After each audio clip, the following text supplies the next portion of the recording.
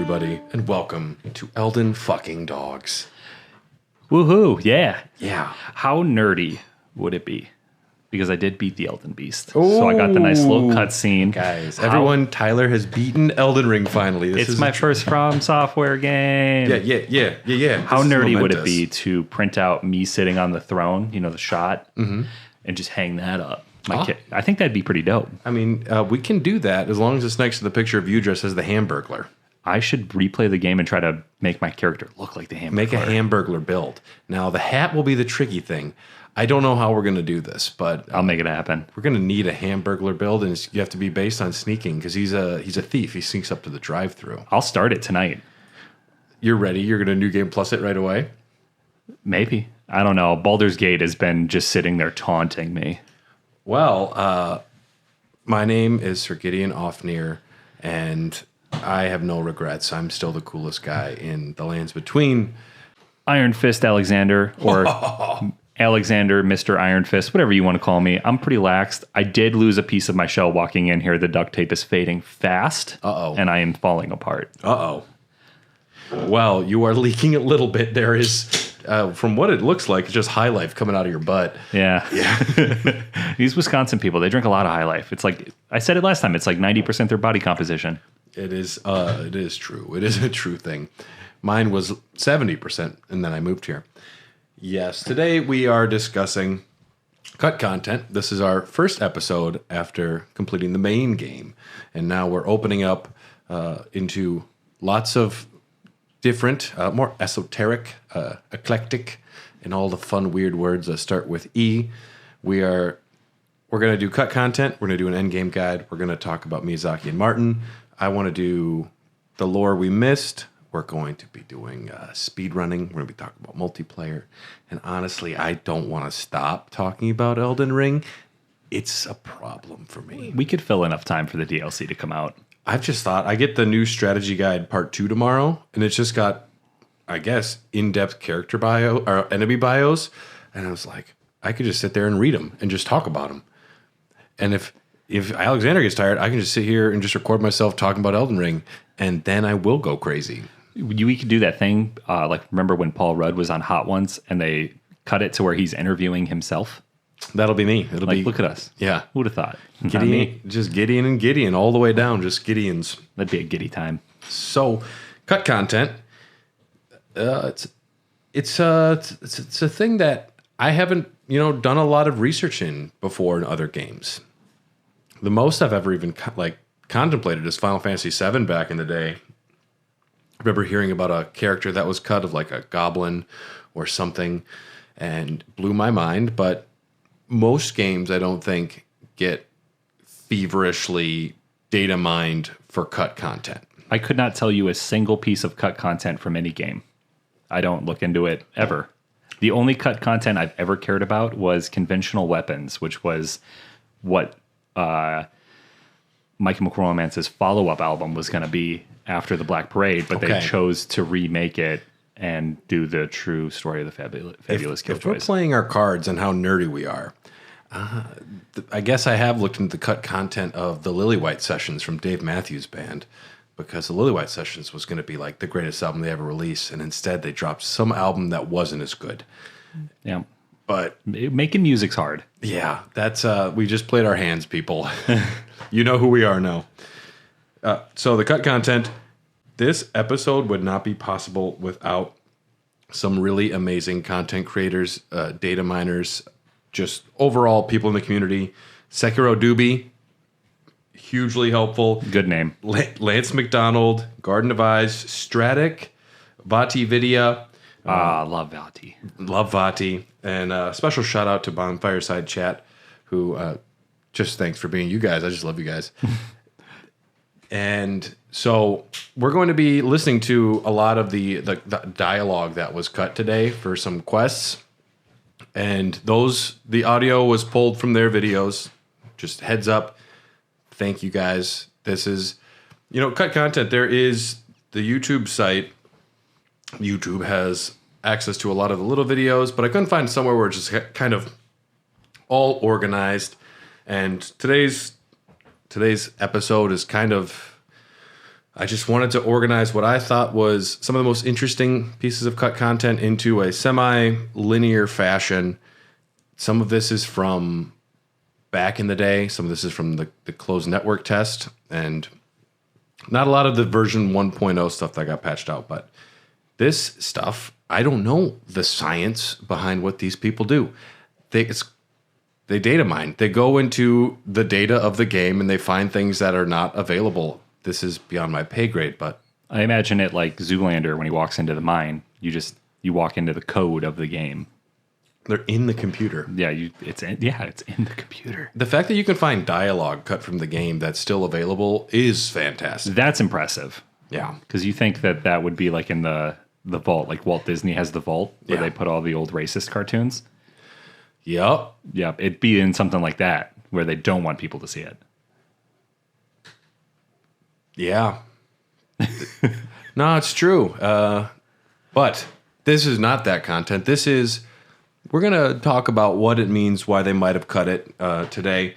But today's episode is not officially sponsored, but kind of sponsored by Ope Brewing. We're going to be drinking some delicious beers from Ope. What is the first one we have here, Tyler? The first one is a personal favorite of mine. It is part of their Ope Sorry line, which is their sour beers. For those not from Wisconsin, this is what you say when you're walking by somebody. When you accidentally bump their shopping cart with your shopping cart. Oh, sorry. Yep. This is a fruited sour ale with strawberry and rhubarb. It is one of our most popular out there. It is delicious. It is a tasty beverage.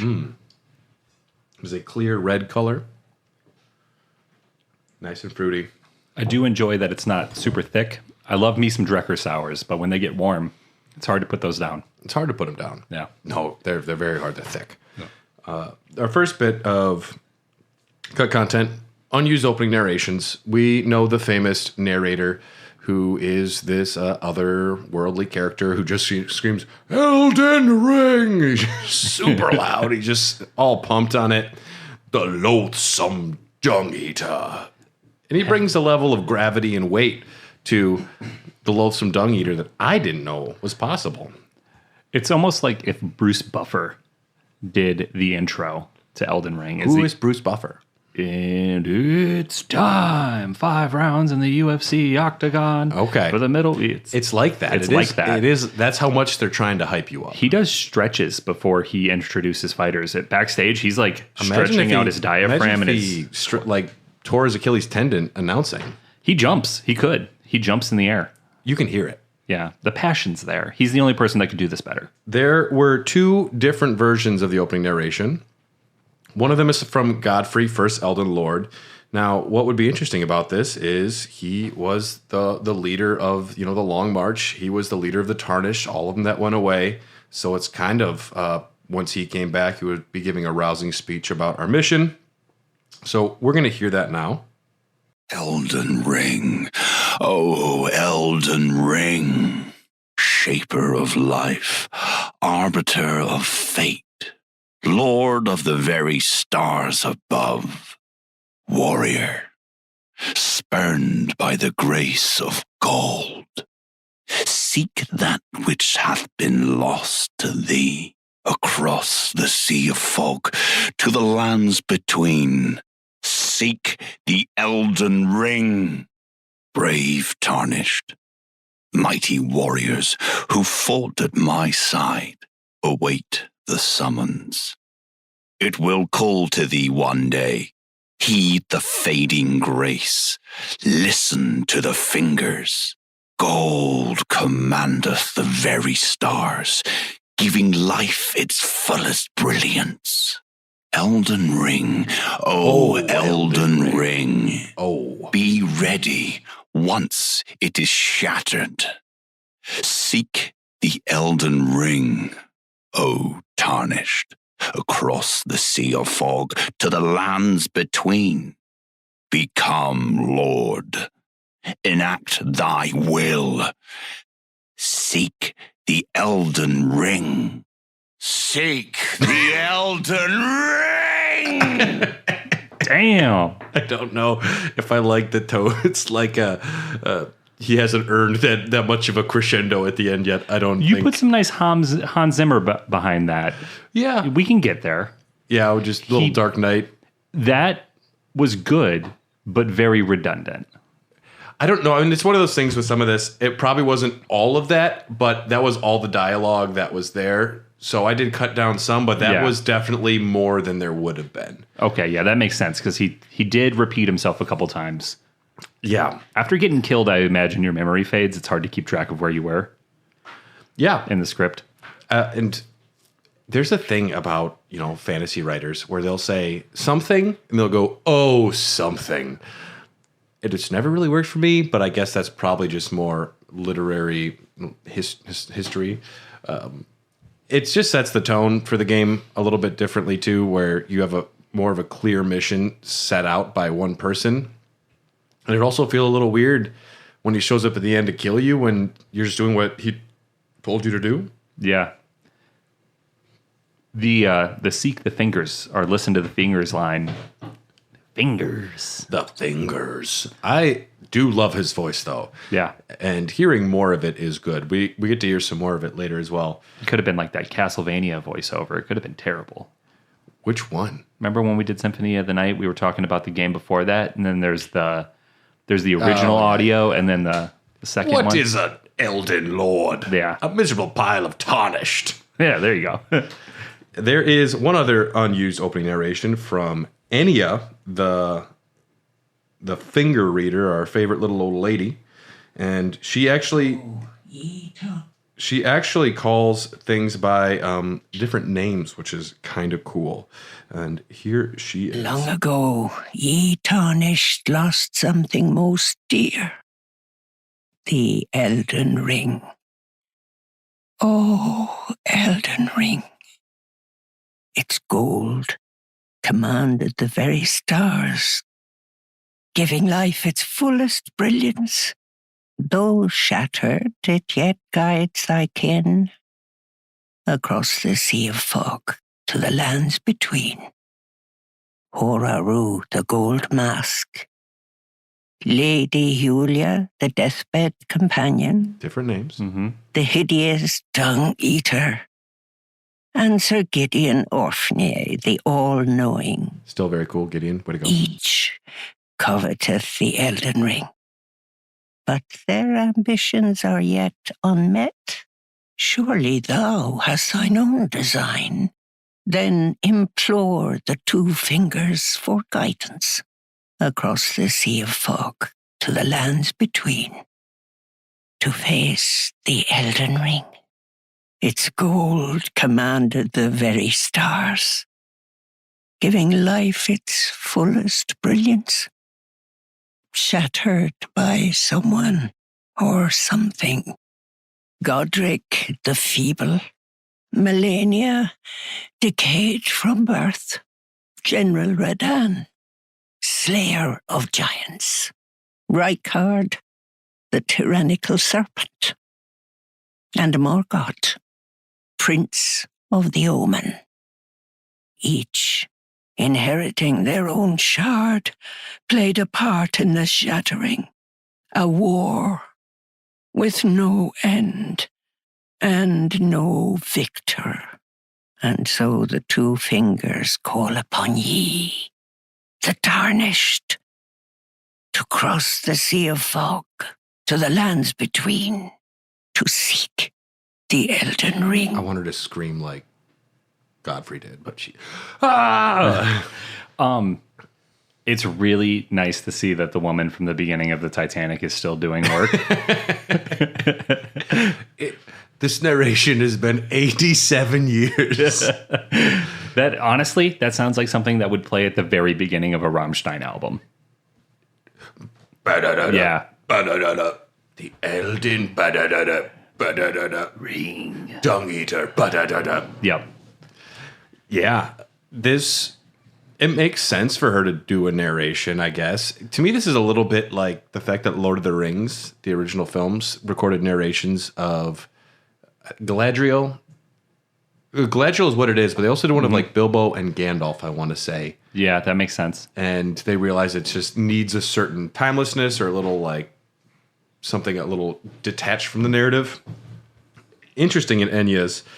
This is when the gold mask was not just the Radiant Gold Mask. They called him Horaru, which that name was then moved to Godfrey, Horalu. Lady Yulia instead of Fia, the deathbed companion. I like Fia more. Yulia was a character from the Souls verse that I don't know if she was in the other games or they got rid of her. I'm not sure. Yulia is something, though, that is in the broader Soulsborne. We'd have to ask Dylan. Yeah. Radon, Slayer of Giants. What's fascinating about this is he's not referred to as Slayer of Giants, as far as I know, in the main game. And this would explain a little bit why there are giant corpses of giants in Caelid, which they're just there and no one knows what's going on there. So this would say that Radon did go in and fuck giants up, his little self on his horse. That totally seems like such a Radon thing to do. Yeah. You know, like there's certain friends you don't invite out when you're drinking because you're like, it's something that they would do and I don't feel like putting up with it now. Nate. You could invite, it's like, we're not inviting Radon out. He's just going to fight all the tall people. He's going to do yoga on a table and just start laying down in roads. Doing mixed martial arts. And chokeholds on you. And riding little horsies. Yeah. Yeah. Nate on a little pony, though, would be adorable. Would be very cute. Enya also mentioned Morgoth, Prince of the Omen. So in this timeline or this version, he was not the king yet of Leyndell. Just a little princeling. I don't know. I mean, if there's no one else there to stop me, I'd be like, I'm king. Yeah. Yes. We're going to move on. Vare, White Mask Vare, had a cut quest line. You remember our homie who slaps us, calls us maidenless, and says we're useless right away? Might have killed our maiden. I believe he did. Possibly. The fact that he calls us maidenless with such anger and disdain makes it... And it's like he was waiting for us. Yeah. Yeah. Something was fishy going on there. But originally, to get into Leyndell, you need to have 2 runes, and then there's another flag in the game's code. You also need to have accepted Melena's Accord. Because you can get all the way there without having accepted Melena's Accord, which sounds horrible. There were people who were talking about not accepting it and trying to beat the game, I remember, when the game first dropped. Because like Justin, our buddy, he never leveled up. Sadist. Yeah. Yeah. He is a level 1 Wretch, and he never levels up. There are ways to get around certain blocking in the game, which we'll talk about some of that when we have our speedrunning episode. But Vare, originally cut material shows Vare being able to send you to the round table hold, making a maidenless run seem viable. You might be able to get to the round table hold without Melina, so there might have been a separate potential path where he was helping us. The Lord of Blood was maybe, I'm guessing he was still associated with the Lord of Blood. We have a little bit of audio, though, right here for Vare. Oh, well done. Well done indeed. You made it through that entire mess all the way to Stormvale. Perhaps you've some promise after all. Very well. Let me show you to the Round Table Hold. The hallowed Round Table Hold is a gathering place for tarnished who seek the Elden Ring. Normally, your being maidenless would preclude your admission, but I can make an exception every now and then. Besides, I like you. Now, close your eyes. Open your mouth. I'm going to take you to the round table hold, baby. That cut content makes it seem like he had a lot more power, that he would have had a lot bigger stage to play on in the game. The fact that, he, in the main game, has great disdain for the round table hold. It's like, you met those fingers, right? And if you say, yeah, they seem weird. It's like, I know, fuck them. Yeah. It's like, whoa. It's like asking your friend, do you smoke? And they're like, smoke what? You're like, yeah, you cool. You cool. He plays his cards pretty hard. He slams his cards down when he plays them. He doesn't just play it cool. Yeah, like, you know how, like, when everybody folds and you're not supposed to show your hand, it's, like, out of respect. He's like, I fucking had nothing, bitch. Yep. Hey, you're an idiot. It's like, Vari, come on, dude. That's why we don't invite you. It's possible we would have gotten further without our wonderful Melina. But I think I do like the choice to have her be integral to the plot. It's nice to have a constant, and it's nice to have Torrent. Yeah, not having Torrent would suck. Plus, I did, on on my playthrough, I really relished the Sites of Grace where you did get more information, where all of a sudden it would be like, talk to Melina, and I'm like, yes, she's going to explain something. And then it's like Lost, where you watch the episode and now I just have more questions. And now there's more you don't know. And I still don't know what's going on. Seek the hatch. What? The fuck? Desmond. We don't know what he's going to mean. It's like right before she leaves, she's like, watch out for the smoke bears. Jack is running this episode, and now it's the future. Hurley, he's on Weezer. They're like, what is this plot?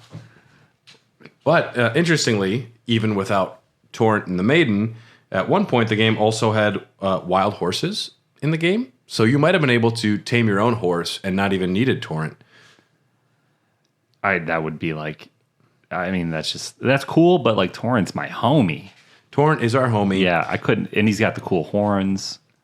I imagine it would have been cool to see what the different styles, because then it would have given you a little bit of personalization, I imagine, where it's like, what kind of horse do you want? I've seen the mods where you can ride the merchant horses or the Knights Cavalry horses, the big fucking death steeds. Yeah. And that's cool. It would have been cool to have some Torrent customization. I also don't need it. Yeah. But there were at once wild horses that could also double jump in Spirit Spring, so I think all the horses in this fucking area are just kind of weird. I mean, imagine playing the game without the double jump. I did for the first 10 hours. And I was like, oh shit. This will totally negate any fall damage, right? I will try. I waited till the end, and I died.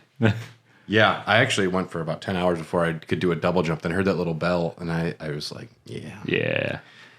Now we're cooking. I played most of Breath of the Wild without shield surfing, which is heartbreaking. I played a lot of it until you told me about it. Yeah, and I'm glad with Tears of the Kingdom someone told me I could shield surf on rails. It's called grinding. It's called grinding. It's a 50-50 or a board slide, depending on which way you're facing. Yeah, I think it's mostly 50. Could be fakey, though. There are also unused animations for our boy Torrent. He could shake his mane, eat some grass, and there's even an unused kicking attack. Oh, kick would have been cool. Yeah. Yeah, that would have been nice when you're fighting. Bach comes and like tries to touch the horse from the back and just gets fucking rocked. Then he's a vegetable for a real reason, because brain damage. I would have used him to kick you, Alexander, when you're stuck. That would have been perfect. A nice big hit on my rear. Yeah. Not that hard. But yeah, the next quest line, this is one of the big ones. There's a few big ones.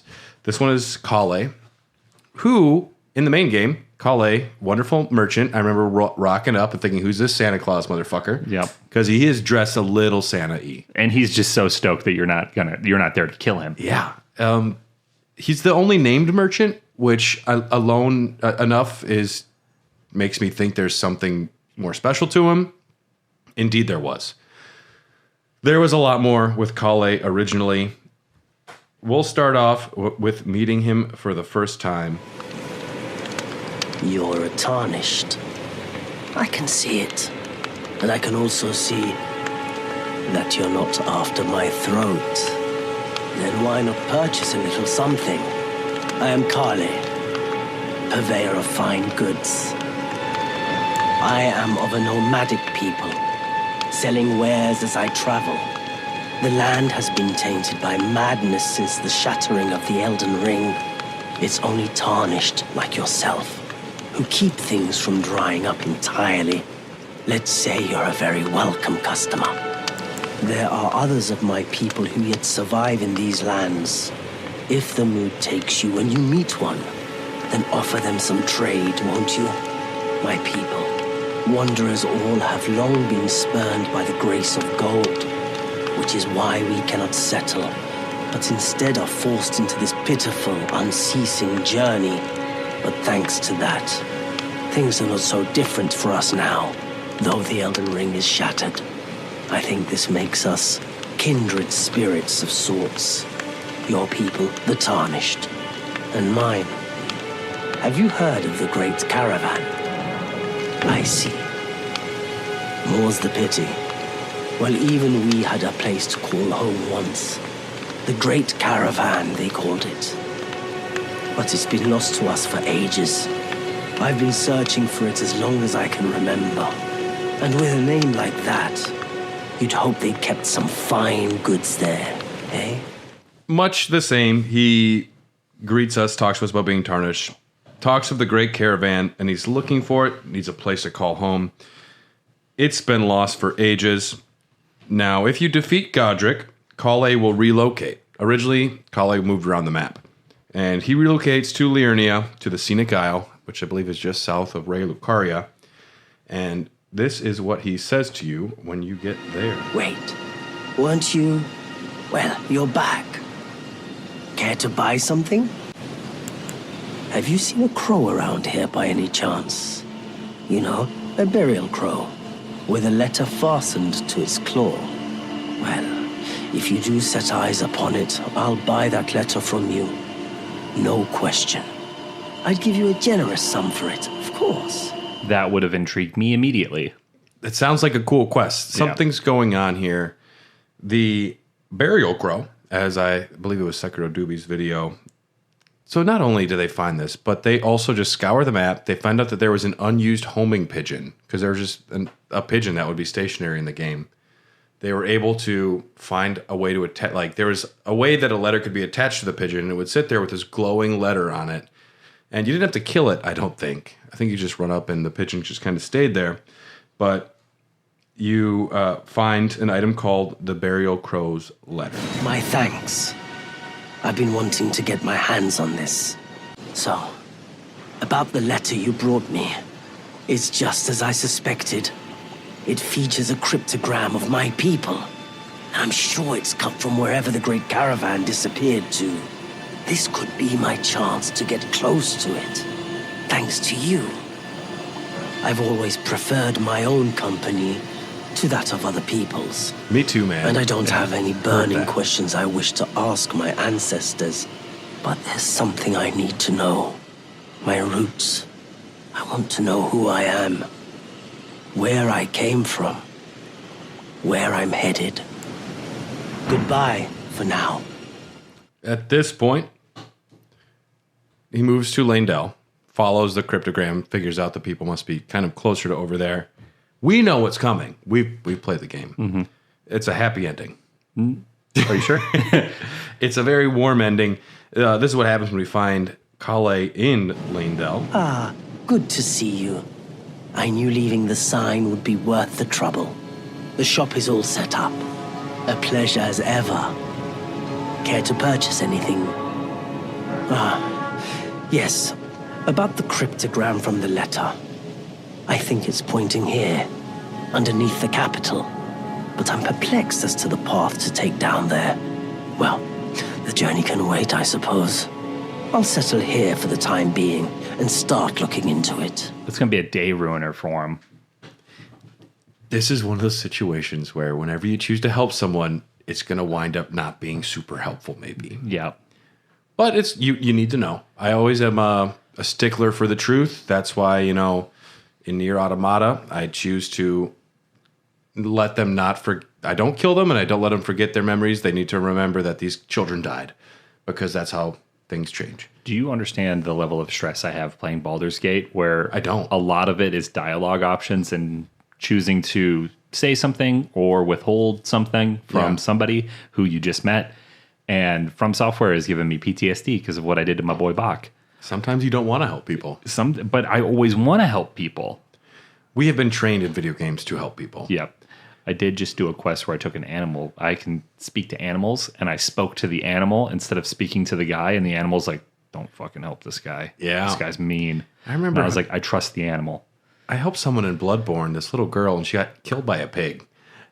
That's just circle of life, though. It's the circle of... Yeah. Death. A lot of death.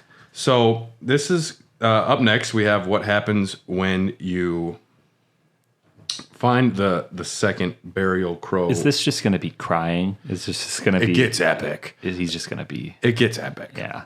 This is what happens when you find the second burial crow letter. You find this yourself and bring it back. What is it? Still going to purchase something? Where did you find this letter? I can't imagine how it ended up there, but the well might just lead under the capital, to the spot indicated by the cryptogram from the letter. I don't know how anyone made a map Seems of like an underground odd place for the great caravan. But no amount of thinking will change anything. I'll be heading straight there after some preparation. Once again, I find myself in your debt. Take this. As a token of my appreciation, it's not from my usual stock, but something rather more special. I hope you can join me at the Great Caravan, in fact. Who knows what wonders there might be to trade. It's going to be great. It's like Gimli going down into Moria. He's like, this is going to be the shit. You guys don't even know. My cousin Dwalin, dude, he can pound so much. Dude, we're going to drink so much mead and so much wine. What? Mead and wine, right? Is what they mostly drank? Grog, ale, probably. Yeah. Everything. Yeah. Yeah, just nothing elvish. Gandalf's like, do they got any of that good down there? Because I don't really drink that much these days. I don't like green things. That's the effeminate dwarf. Yeah. Yep. Fucking Hobbit movies. But we're helping Kale. This is great. All so far, I would be so stoked. He's like, I'm going right in. I'm diving in. He has no idea what he's in for. The next location seems to be outside the door to the Flame of Frenzy. And this is what we hear from our boy. So he made it all the way down. He jumped all the way down there. He made it. You, is it? Did you see what they did to my ancestors? The whole clan buried alive. Sick. Maddened. Husks of themselves. You heard their moans. They're hardly human anymore. They think we worship the three fingers, that we called the maddening sickness down upon them. Well, if that's what they expect from us, then that's what they shall get from us! Fuck yeah. The world of grace and its people should have been content to see us sink between the cracks, but to have intruded upon our solace, having broken us upon their whims, never forgive any of you. I'm sorry, but we won't be trading any longer, and I think it's time we parted ways. Guided by grace, you seek to become Elden Lord. I don't want anything to do with you tarnished lot anymore. I should apologize to you. It's my fault that we stumbled into this mess. I'm sorry. Honestly, I think they should have kept that. It's fucking epic. That's epic. And I don't know any good reason why they would cut Kale's quest. This is something that doesn't seem to interfere with other lore. The merchants are down there anyways. If anything, the only thing this does is maybe put too much of a period on the merchants weren't doing anything down there. They weren't trying to bring the Flame of Frenzy. And because he says it's like, if they want to believe we are doing this, then we will do it.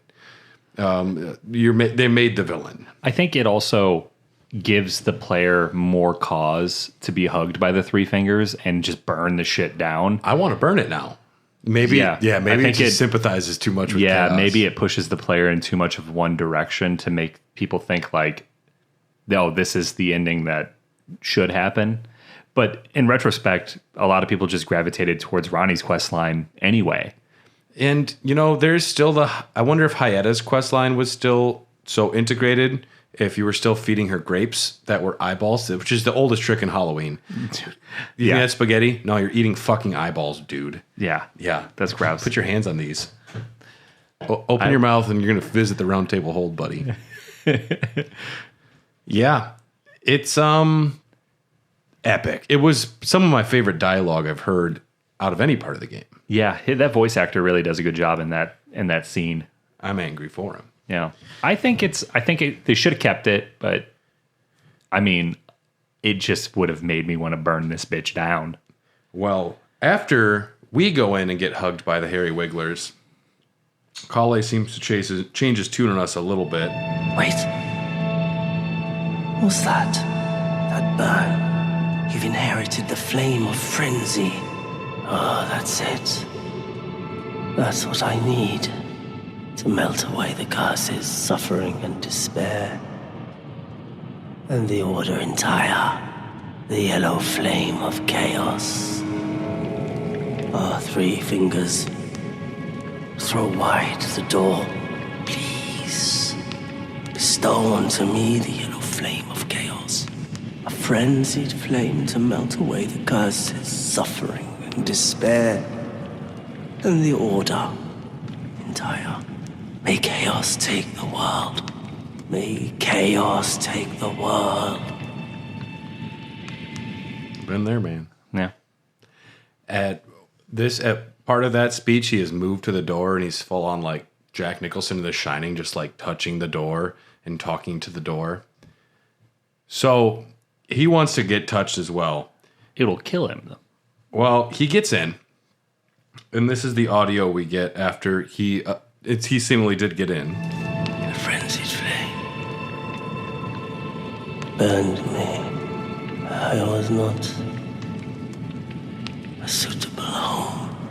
Unknown warrior, you who reached the three fingers abyss, tell the one who will become Lord. Divest yourself of everything. Head to the door. Divest yourself of everything. Pray to the Lord to melt away the curses, suffering, despair, and the order entire. May chaos take the world.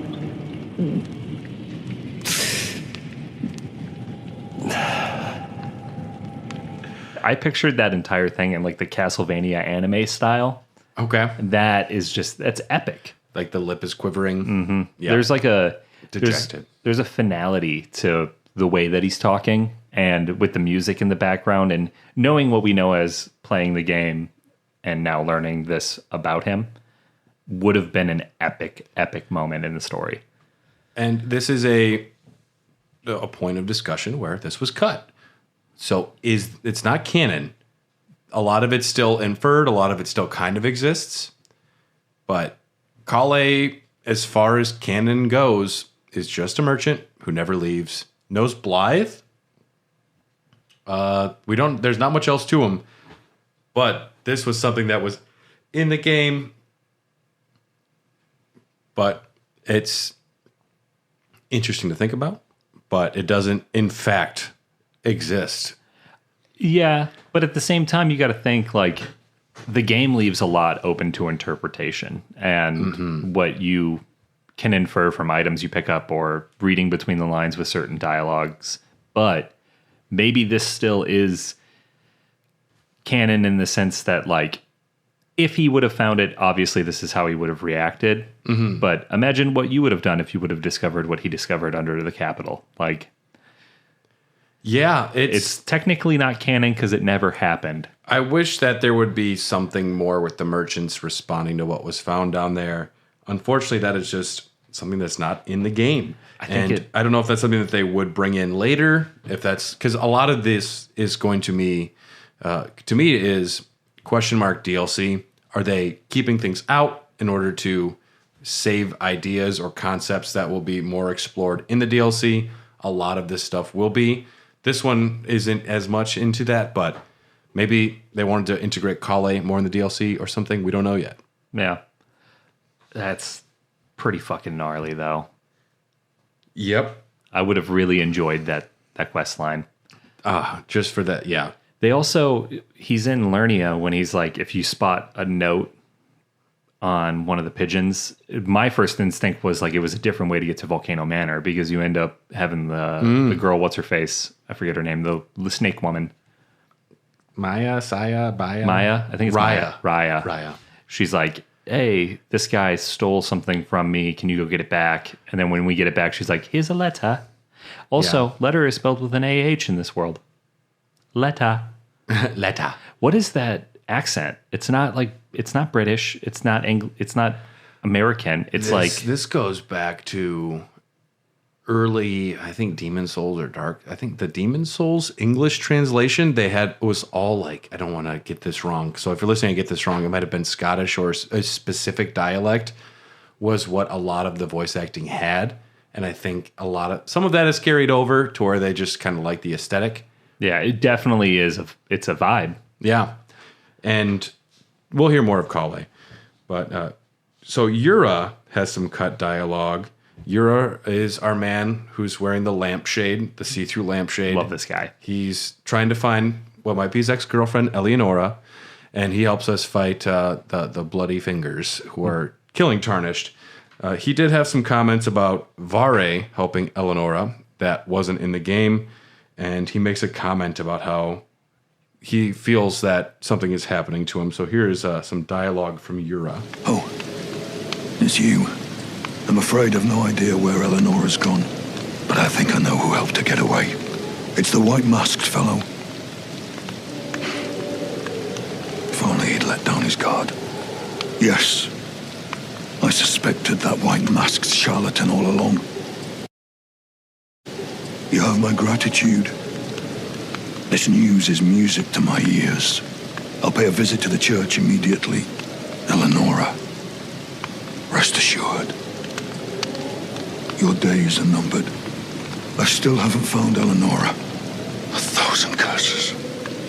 I'm running out of time. You have my gratitude. I'll visit the church immediately. I'm afraid I'm running out of time. The worm-like writhing that has long plagued the back of my eyes is spreading to my brain and heart. Eleonora, rest assured. Your days are numbered. Went a lot more emo with that second take. Man, Dig that. the only reason I wanted to include that dialogue is just when he talks about the writhing happening behind his eyes is moving into his brain, into his heart. Fucking horror. That is a My Chemical Romance lyric in the real world if I've ever heard one. Oh, yeah. I don't even know what that... Yeah. That's some shit they'd say. Black Parade. Hell yeah, brother. So I just like the... to hear someone explaining what it's like to have Shabriri in the Flame of Frenzy growing in your head. Yeah, and Yura's voice actor, I just want to inject it into my veins. Yeah. Oh my God. He's got a voice like red velvet cake. I don't think it's the voice actor from The Witch or Dagmar Cleftjaw, as he's known in Game of Thrones, or any number of actors. He's become pretty popular. But his voice is unlike anything else. And I do appreciate it.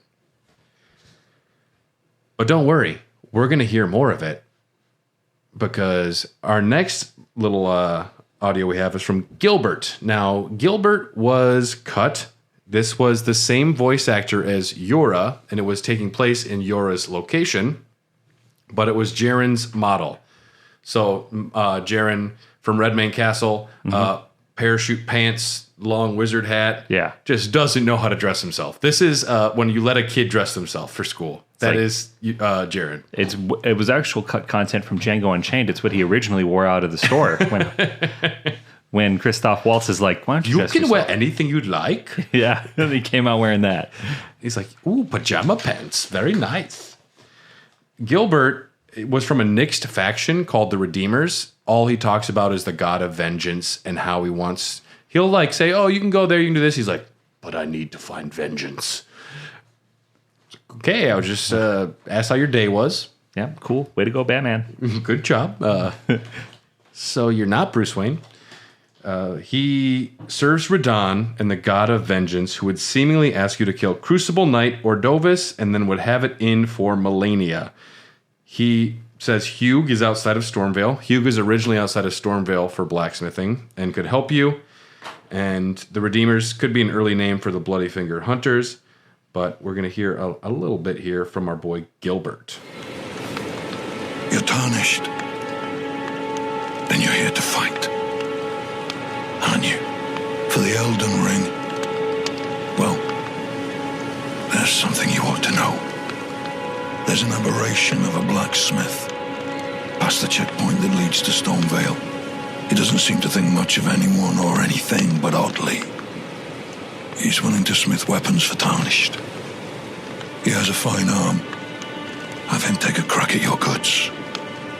The question for me, of course, is whether he's in need of any vengeance. It is cool hearing about the Redeemers. There's more to his quest. You don't get a ton of the dialogue from what I saw, but the character was repurposed. Gilbert's gone. They made Jaren. They made Yura. They split them up. I just don't know if Jaren was like a character design. They like just put him somewhere. It's a cool name for the Elden Ring world. I like the name Jaren. Yeah, better than Gilbert. Mm-hmm. Yeah. Gilbert's okay, but that's why they had to give him the most badass voice actor. They're like, how do we make Gilbert cool? It's like, we'll give him that guy from The Witch. He sounds like he's gargling gravel. Yeah, he's just made out of gravel. Yeah. We're about to start discussing alcohol, but before then, let's discuss alcohol. Alcohol right here. This is another beer from Ope Brewing out of West Dallas, Wisconsin. Not Opie, not Opa, which I've heard several times over. This is, of course, named after the Andy Griffith Show, the character Opie. What we have here, because it is almost 'tis the season, is our Marzen-style lager, Oktoberfest. Ope. You see what they did there? They put the name. They got obsessed with Wisconsin slang. They did. But this is a nice Marzen. I actually really enjoy this. I didn't like Oktoberfest beers until last year.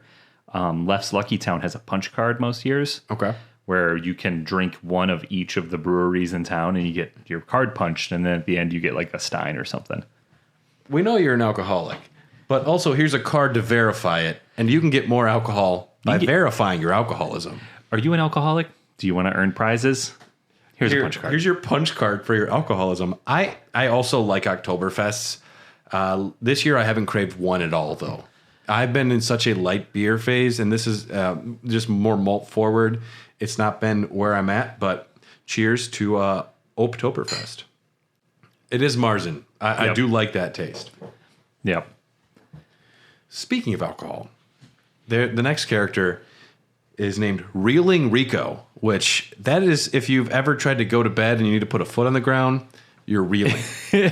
So Reeling Rico went toe-to-toe with Ricky Martin in the late 90s to be the next Latin sensation, but Livin' La Vida Loca won it out. And yes, Reeling Rico had too much Dream Brew is what we'll find out.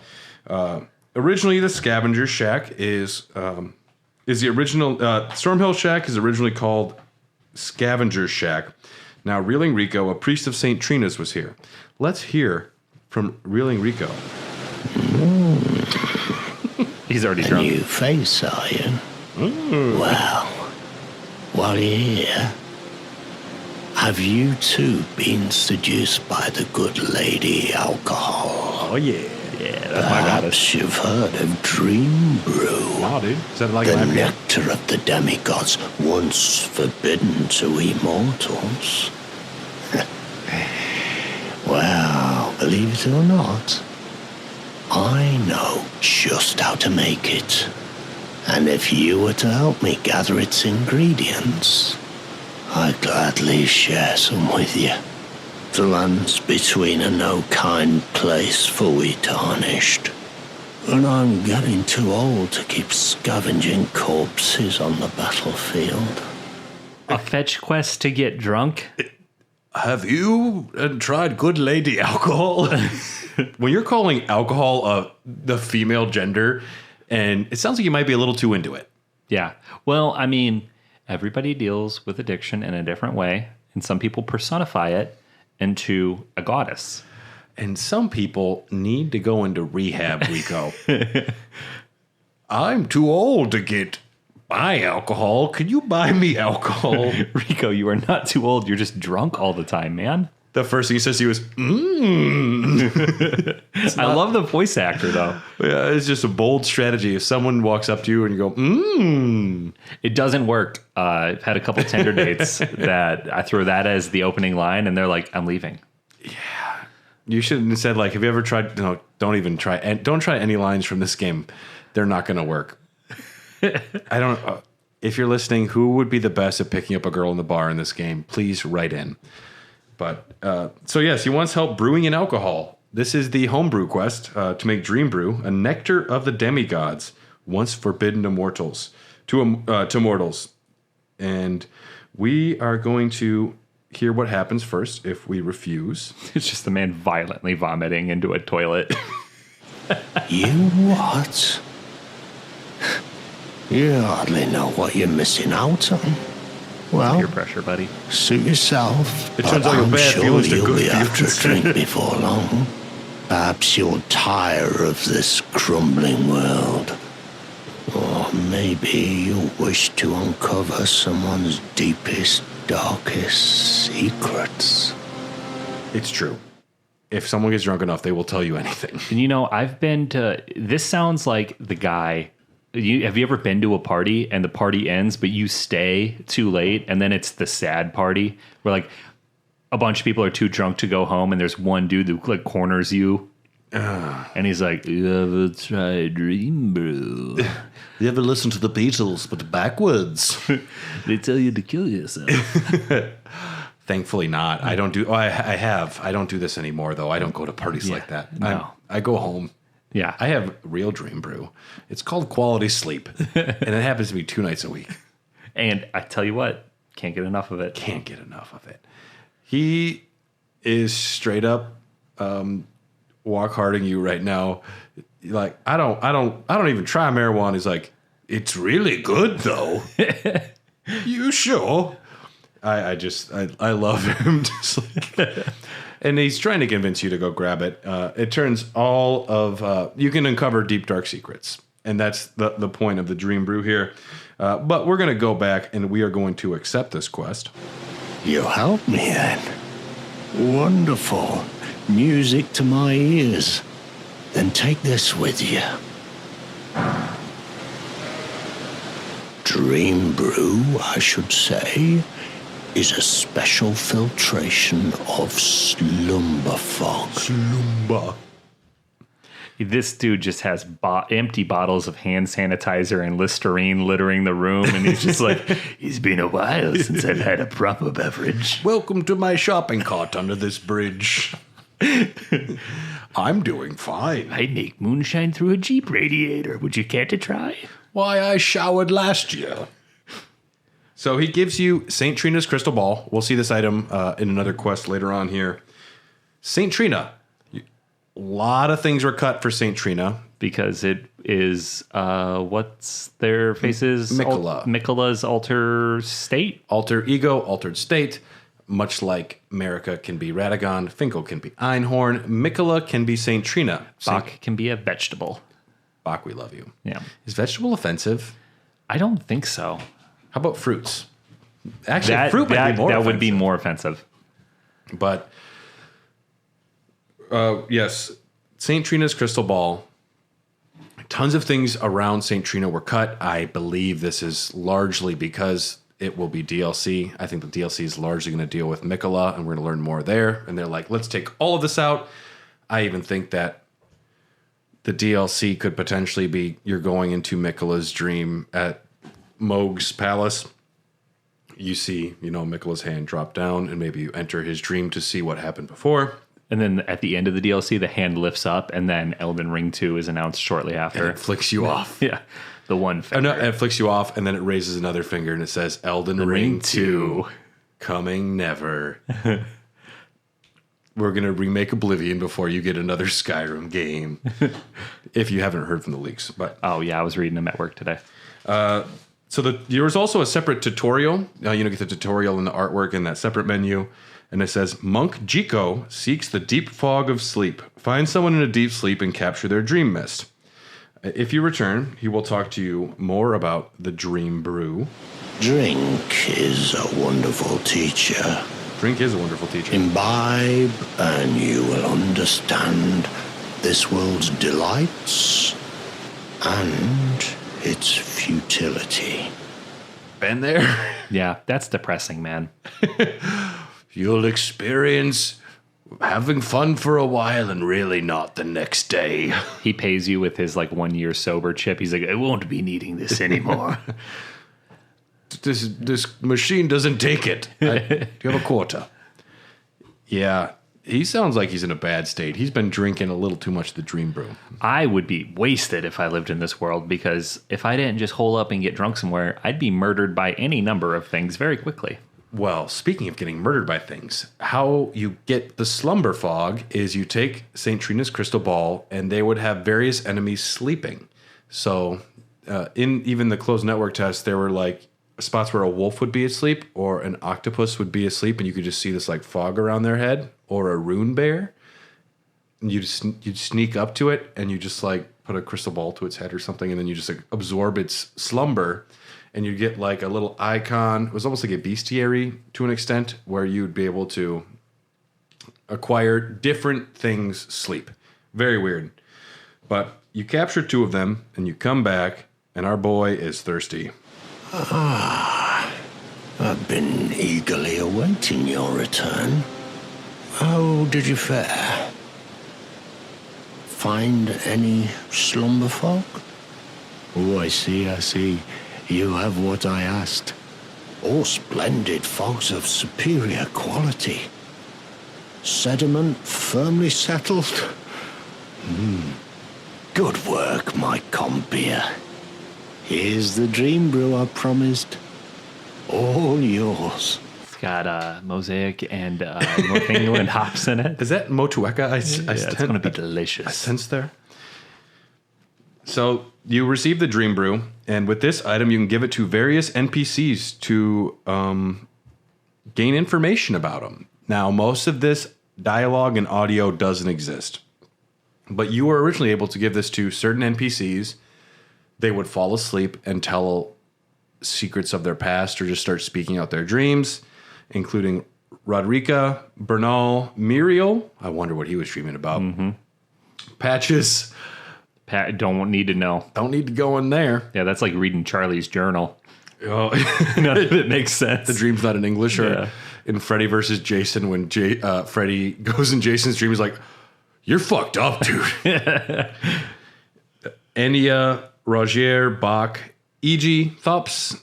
E.G. would have been cool. Yeah, I would have liked to have gone in his dream. Yeah, because he's even wearing the metal, so the aliens can't read his thoughts. We'd hear the real truth. Yeah. Gowry and others. Kale has a dream of his eyes being burned by the flame of frenzy. It says in the description, secrets are like fine wine. The longer they mature in the dark, the richer the flavor. There's a lot of dialogue that you can't find from Rico. Like, this is the only stuff that I got from the YouTube videos, but he also was saying at some point, I must profess the study of alcohol is but another form of worship. Again, you need help. I feel attacked when he says things like this. It's okay to admit you have a problem, Rico. Oh, Saint Trina, my faith is in alcohol and the hearts of men, which that's great. But they will move towards the Halig tree. They say, a holy personage was once abducted from these lands. Thus, I am in search of clues that might unravel the mystery. They point you towards Moog's portal.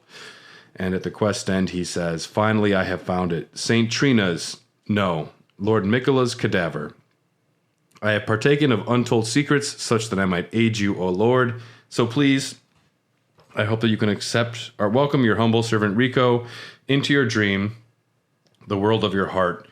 When you transcend from Empyrean to God, allow me a place by your side, which very explicitly would spell out Miquela is Trina.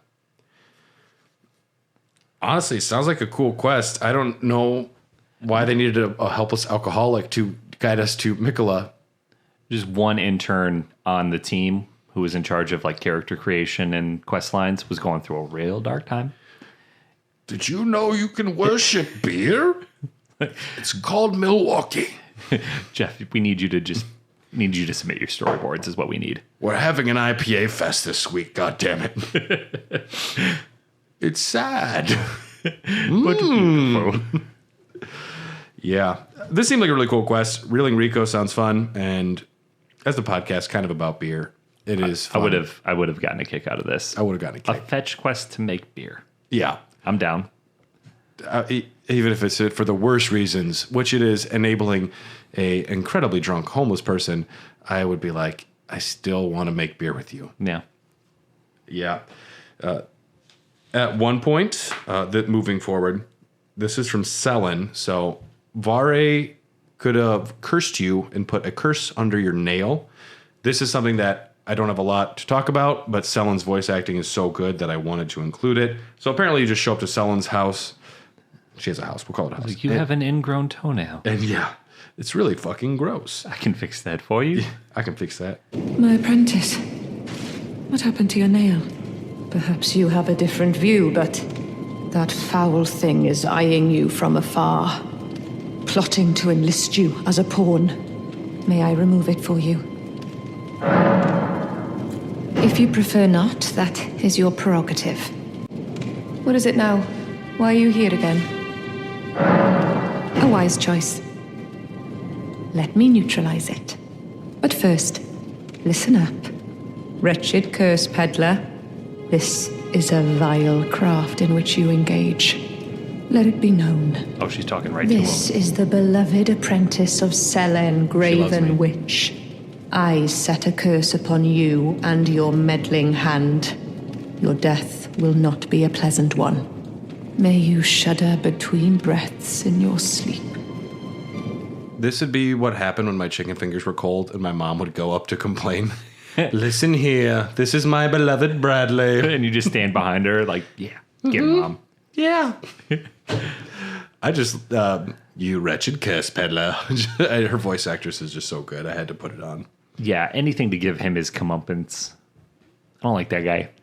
No, and Selen is another form of mommy, another form of she's my girlfriend, I like her. And just hearing somebody being protective and call me beloved, it's cool. I like it. That's why I got so many hugs. I got so many hugs from Fia. Hi, Fia. I got really scared again. Oh, you still have the thing I gave you. I know. You didn't use it. You want another hug? Can I come over? I just really need somebody to talk to. It's really hard out there. I drank too much Dream Brew. I'm sorry. I shouldn't be texting. I ran into a gargoyle. He was a lot bigger than me. Speaking of scary, this is a small one, but Blythe's Tower, where you originally find Blythe up howling. He wouldn't just come down originally from a snap, potentially, because the tower is written to be destructible, where it could have been collapsed. Speculation might be that you'd have to lure one of the rune bears over there to break it. Fuck that. That's a big nope from me. Yep. I'm not going to do anything with a rune bear. In fact, I think that should have been cut content. Those things are unfair Just and cut 'em stupid. We don't like you, rune bears. Now, the next quest is cool. Festering Fingerprint Vike was originally going to be someone that would help you in Stormvale. So, Gostok, our favorite one-armed imbecile, well, not imbecile, asshole. I killed him on my last playthrough when I was doing my sword build. Yeah, he can kind of get an okay ending where he sits next to Kenneth Haidt and Nefeli Liu on the throne. That's the best option, but Gostok was originally not so horrible. Here he is giving us a little warning about something that's happening in Stormvale. There's something I forgot to tell you. Be wary of that knight in melted armor. His armor was melting inwards, practically falling apart. Can't be in very good shape on the inside either, whoever he is. Outward ugliness is a warning of a vile spirit. Straight up, I don't think that's true. Well, you don't judge a book by its cover. Yeah. Now, if he was melting, there is a flag, a warning sign, I There's feel. pause for concern.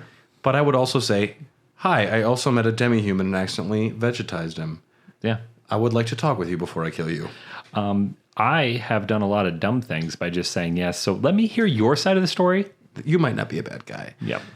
So there's no actual dialogue with what happens with Vike, but he could have been a summon against Godric and Stormvale, which would have been cool because at this point, Vike would have had to have gotten all the way to Lanedell and for some reason came back. But Vike is, of course, the hero on the cover of the game, the poster child. And I think it's also great having them be just even more far off and you need to speculate more of what's happening. Yeah. But it would have been cool to see Vike early on. I think it's fine not being in there, but it's interesting that Vike was originally there. And Godfrey also has a character model declared in the Stormvale map. So I don't know if Godfrey could originally have been there for some reason. Maybe they were the Stormlord. Maybe they took over. It's just all speculation, but Somebody to kind of point you forward after you defeat Godric. We're going to hear from Godric in a second, but first, Gostok, some cut lineage from him. This was an impassioned speech where he's talking about why he deserves to be the Lord of Stormvale. I almost said Storm's End. His campaign speech for running for mayor. You should vote for me. I am son of Godric. Unquestionably. Would you give that crown to me? But I am son of Godric.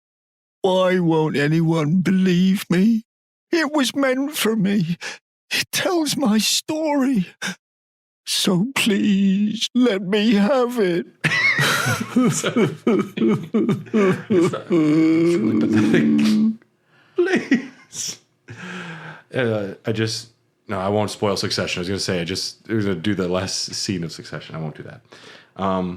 He claims to be Godric's son. Now, if Godric fucks you with another man's wiener grafted on him, are you Godric's son or the other man's?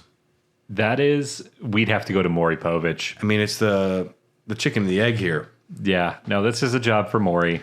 Godric, we don't know what you are, but you are not the father. And then he gets up and does 9 cartwheels off stage. Somebody throws a chair. He grafts the chair to him. Oh, yeah. He just grafted a fucking chair. I've always wanted a seat. Here, have a seat. This is my new throne. I want a bigger chair. Yeah, it's interesting that Gostok. I could see him being Godric's son. It also just sucks. Like, I don't want anything associated with Godric. And after you kill him just stomping Godric's dead body would have been like. I do like that, though. Yeah, that's kind of cool. When you just go back and he doesn't even pay attention, he just keeps stomping this little guy. Like, screw you, Dad. There's one more bit of audio. I believe this is if you try to fight him. The crown! Give it to me now! I am son of Godric, chosen by blood to graft, and I'll do it again. Thank you. Oh, fine branch. Begin the graft. Slice it nice. Cut it clean. Sounds like Gollum or something. Yeah. I mean, poor guy does need a hand. He needs one more hand. Yeah. Godric has many. Godric's probably got his hand. Could you imagine if Godric told a joke and all 20 of his hands start clapping? He gives himself a standing ovation. Thank you. I'm here all week. Is he doing the stand-up bit again in his bedroom? He's doing it again. Yeah. It's not very good. He's getting better, though. He's been using that mimic veil a lot. I think he's got like a psycho thing going on. He's better than Brendan Schwab. Who's Brendan Schwab? Brendan Schaub. He is a ex-MMA fighter and podcaster who's really bad at comedy. Ooh. Yep. Look at his Netflix special, Gringo Poppy. Okay. It is bad. And I am going to make a claim. I think he put in, I think he did like a sitcom laugh track on it. I don't think that's really them laughing. We should have a laugh track. Cue the laugh track. That was great. I'm glad we did that. When you're in a fight with someone's like, do you know who my father is? That's all I hear when Gostok's like. When I got into fights with kids on the playground and they threw out the, do you know who my dad is? There is a little bit of fear that runs through you. What I'll say is like the son of a bitch. Or no, fuck, I blew that. No, you're good. You just called his grandmother a bitch. No, I meant to say like the dad of a bitch. Do you know who my father is? Yeah. Yeah, Gostok is just a pathetic person in the end anyways, but I do like someone who's fighting you and they're declaring who their father is. Now, you could originally hear a speech from Godric. It seems like it might be him giving a rousing speech before you run in the thing. I don't know if it's him speaking to other people or just speaking into a mirror, doing a taxi driver, but this was Godric's speech. One day we'll return together to our home, bathed in rays of gold. There is only one tree, and only its branches, that bathe in true rays of gold. Not the fool-omened king, nor the rank malformed twins, Oh, we are the golden ones, the true and rightful heirs. I like his sing-song. Our land's grown old now, ashen and cold. But look up, the Erd tree glows. One day we'll return together to our home, bathed in rays of gold. And grace will surely guide us safe to our home, bathed in rays of gold. Yeah. Oh, Elden Ring. This was his, he went to college to be a bard. And then, like many creative types, he now works in a kitchen. This is him. This is Hitler's painting. It's a shadow of what could have been. Bathed in rays of gold. If I say it 7 times, it's poetry.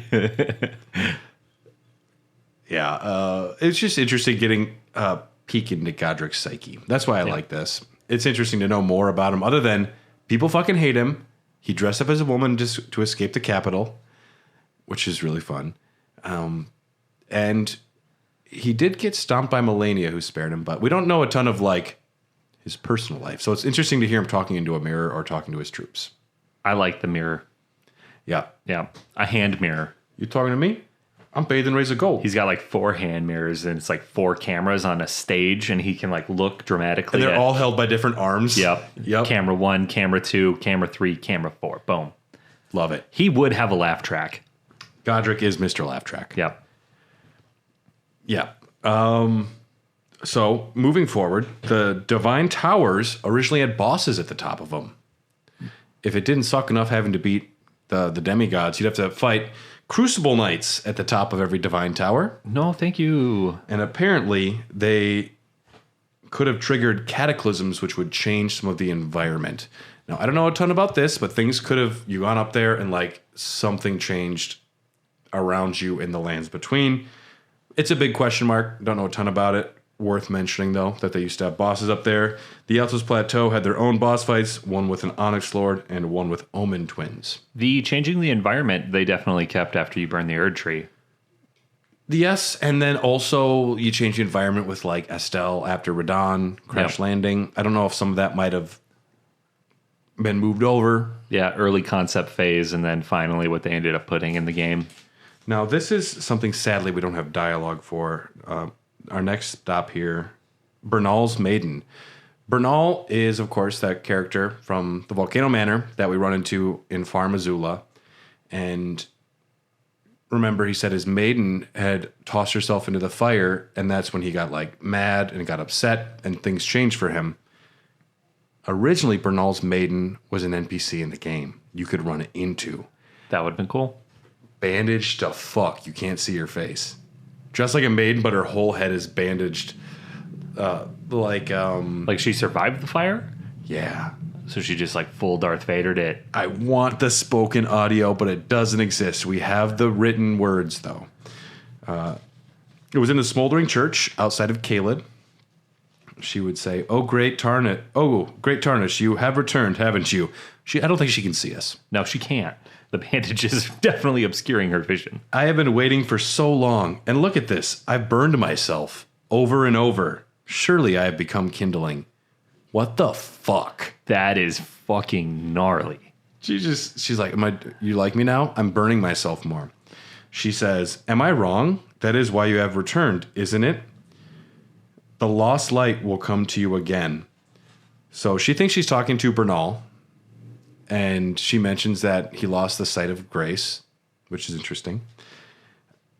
She says, "I was burned by fire for stopping the scarlet rot. It is a special flame that never goes out. Can you see it? I became your kindling at last. Please sacrifice me." That's heavy. I don't want no part of this lady. This is a mercy kill for me. Yeah. The moment you're like, actually, and she's like, "Wait, your voice is not the same." Are you Bernal? Oh, shit, this happens to me all the time. This is awkward. Yeah.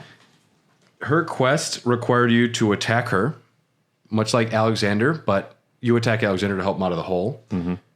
She wants you to attack her, and she says, "I will find another flame to burn me until I can become kindling." Speculation, she might have become your finger maiden instead of Melina. We don't know. Or you had the option to change all of a sudden. The fact that she wanted you to attack her is weird to me. Yeah. She was cut way back early on, but interesting. The Radon and Estelle, we've talked about this a little bit, where potentially during Radon's fight, because there's an unused animation for Estelle of them crashing into the ground, and they reuse a lot of assets for Radon crashing into the ground. So the thought is that you would defeat Radon, and instead of phase 2 Radon, you turn into an Estelle fight, because he was holding the stars at bay. Makes sense. Yep. That was a fun speculation, but that's all we have for that. We talked a little bit about that before. There is an unused song from the Bats. Now, we know Lady Bats. Oh my God, such a good little haunting tune. The worst thing when you hear someone singing a song like that and you know it's Evil. You know it's just so evil. Yeah. Now, this was included in the closed network test, so those lucky folks got to hear it, but here is the unused Bat song. This is going to be scary.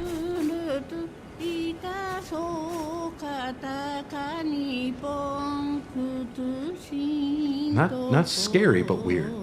It's my new ringtone now.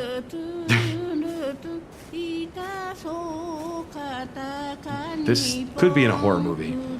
This is when you're trying to figure out where your idol came from, and you go into a little village and there's a blind woman like singing this. Yeah, this could have been at the end of the Vivitch. So people are like, what is this? What are the lyrics? Turns out it's from a folk singer in Japan named Umeko Ando. The song is called Harutan Rutan, and she's an Ainu folk singer. That's just from a regular folk album. Really? Yeah. So there's meaning to what she's saying. Maybe. We don't know. But Bats used to sing it, and that scares me enough. Yeah. Now for another bigger quest line.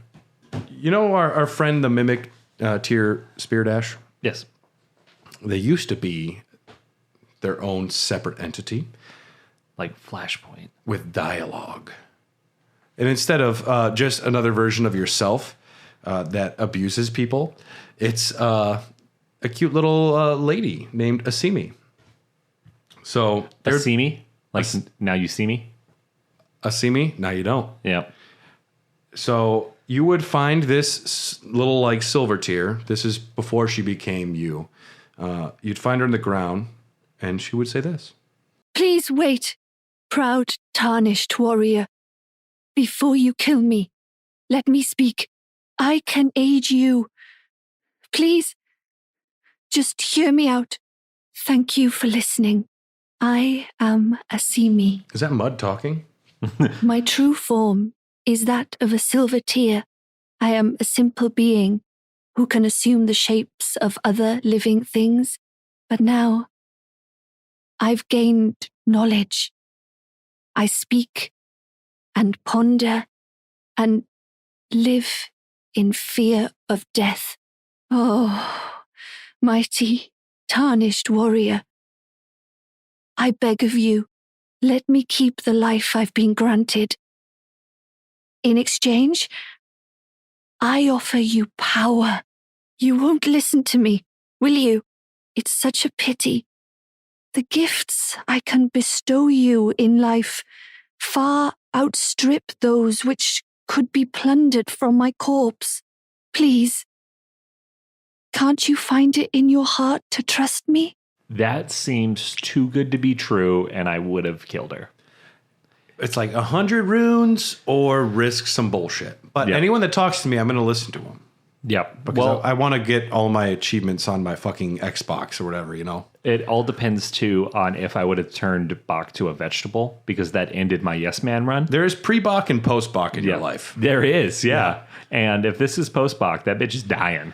So, what adds an element to this is that every time you run into now, like those mimic tears that they spring up and turn into someone, there's a sentience to them instead of just they're cloning something.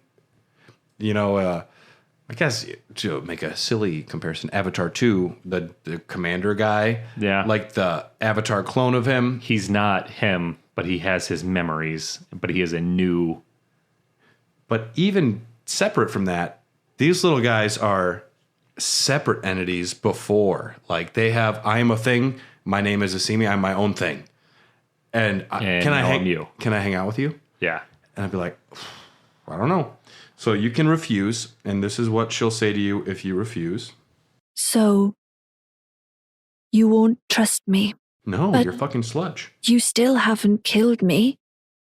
Have you? Do you wish to think it over? Then I will wait, for as long as it takes for you to trust me, proud, tarnished warrior. Have you made up your mind? I can grant you power, if you let me live. Ah, thank you. Now, set your lips upon me, and breathe in deep. I will live inside of you, and grant you strength untold. Onward, to our glorious future, my host. You drink her. But then you get the mimic tier. No, not initially. You just have her inside of you. The parasite. If it's extra power, if it's extra help, I still say no in Brad's real world, but in Elden Ring world, I'm like, I'll fucking do anything, dude. Yeah. I will drink the fuck out of you. I've been helping this homeless guy under the bridge. We're making some slumber shit. Yeah. I even have a straw that he gave me. Hold on, it's somewhere in my bag here. I am in over my head in this world, to be honest. But yeah, I'll take a big old sip of you. So you drink her up, and then she will give you a quest. She wants you to go find some chalices. Lord host, I could not be more content. I found knowledge, and then found someone. That someone was you, and now, inside you, here I am. My Lord host. Lord host. Do you hear that? The sound of water. The river that flows in my home, the eternal city. Good Lord host, I beg you. We must see the eternal city to discover the ancient wonders of the stars. A wellspring of strength. My Lord host. Lord host. Great Lord host, may I ask something of you? A chalice is close by. The cradle of my kind. Would you mind finding it for me? You should find the chalice and drink it dry. My Lord host, I am terribly parched. The chalice will quench my thirst, rejuvenate my flesh, and allow me to grant you further strength. Please, my Lord host, it is my only desire. Bless this brook of sustenance. A tear chalice lies in these lands. Our mother chalice. Please, search out this most sacred chalice. It's suffused with the blessed wonders of the stars. It will allow us to become a perfect whole. Now, Lord host, please drink every last drop from the mother chalice so that we may form a perfect whole. So, you would go to Nixella and Nokron. There are two separate chalices. You drink out of them for our friend, for a good dream brew chaser. Yeah, this is the little chaser you get next to your Bloody Mary in Wisconsin. And this was the quest she would give you. Go find this chalice, go find that chalice. This is part of her actualizing into who she needs to be. Fun, though, that Melina, when she talks to you at the fire, she notices something's fucking off. And I live for this. Is there another person inside of you? Did you want that to happen? I sense no malice. Do as you think best. Hello, other you. I am Melina, and I am traveling with this person. We might be together for some time. Pleased to meet you. What a good friend. Did you mean to fucking drink that thing? You are aware that you are with child, correct? You cannot be drinking silver tears right now. Although some doctors, 1 out of 10 doctors say you can have a bunch of silver tears with food once a month. So I'm getting drunk tonight. Melina, I like that she can just see right through you. She's like, you are full of someone. Yeah. Did you mean to do that? Is that on purpose? But this is after then. You will drink from both chalices, and you seemingly pass out, and you awaken to yourself outside of your body. She's like, ain't I lovely? Are you awake? We've become a perfect whole. Oh, my. Do not fret. I will follow in your footsteps, living only as you would have yourself. No. But now you have a mimic here. No, they still not yet. Because now they're just a copy of you running around. So one of the options you have is to attack her right on sight. How could you? I was you. And only you. No. We were one. Yeah. Together, please. I only want to live. I only wanted you to become Lord. Well, now I feel bad. No. She was manipulating you. She just wants your essence, you know? She wants your mojo, as Austin Powers would say. Oh, yeah, good pull. She's taking my mojo. Baby. Although Austin would just have sex with himself. That's true. Because he does make himself Randy. Yeah. Just sees himself. Do I make me Randy, baby? I am one sexy bitch. Yeah. He would definitely do that. Yeah. If I ran into myself, I'd be annoyed as shit. But Austin Powers, totally into seeing himself. I'd be like, damn, my nose is big in real life. I thought it was just cameras. Dang, I am stupid looking. Wow, I should wear regular socks from now on. I thought I'd be taller. This is a nice beard. Your only redeeming quality, Brad. I do not have a good profile, as I found out today. Well, if you let her go, later on, you will find her as a boss fight. Oh, you found me. I had hoped you wouldn't. You could have become Elden Lord, and I could have become Sovereign Eternal, eventually, if you hadn't found me. We both could have been lords.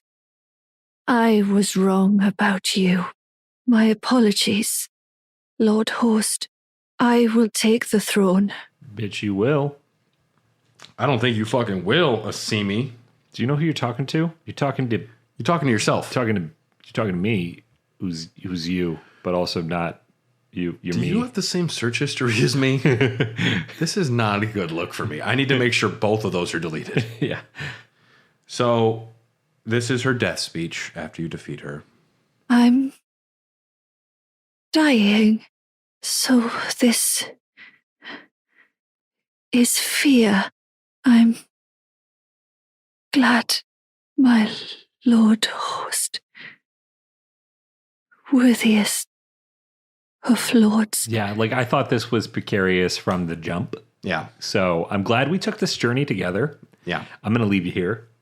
And you know what? Keep on keeping on. Keep on keeping on. I think this would have been an interesting quest. It's okay not to have it there. At least it kind of builds up how strong the mimic tier would be, because those spirit ashes did become, one of the OP items. Mm-hmm. It'd be weird to talk to it, but it's just it's a fun deleted quest, but I'm okay without it. Yeah, it would be cool to like go into a boss fight and they're just like, we don't think this is a good idea, and like, don't tell me what I think. All right, we're here. Your belly starts talking. Yeah. Yeah. So we're going to call that episode here. There is going to be a part 2 of cut content. I don't know. It'll be a full episode. We'll figure that out. But that's all the time we have for today. So if you have been listening, thank you. And like I said, thanks to all of those wonderful content creators I mentioned at the top. Sekiro Dubi, Lance McDonald, Garden of Eyes, Stratek, VaatiVidya, Bonfireside Chat. Thank you for the content that inspires the show. And we appreciate you. If you are listening and you've enjoyed it, please write a review. mention your favorite alcohol, your favorite dream brew. Would you drink someone who said to drink them? I wouldn't. Okay. I hope so. We say no. But if you want access to these episodes much earlier in advance, you can check out patreon.com/hairthedogcast. We're probably about a month or two ahead of that, of the regular feed at this point. And special thanks to Patreon executive producers Festering Fingerprint Phil, Rykard Christianick, Jordan Hoslow, Sorceress of Blood, Blackguard Big Brian, and Kipper. Whatever your name was, Kip, we love you all. And yeah, we're on all the social medias. We're here. And on our next episode, we will do Cut Content Part 2. And I'm saving what is my favorite quest for last. So there's a little dangling piece of... that's just good salesmanship. That's some Deathsbane jerky. That's a cut item we're not going to talk about because it's just jerky made out of death. I'm like, that's cool, but... It's got to taste awful. It's got to not taste good. Yeah. We will see you next time. Thank you. You want to do one more?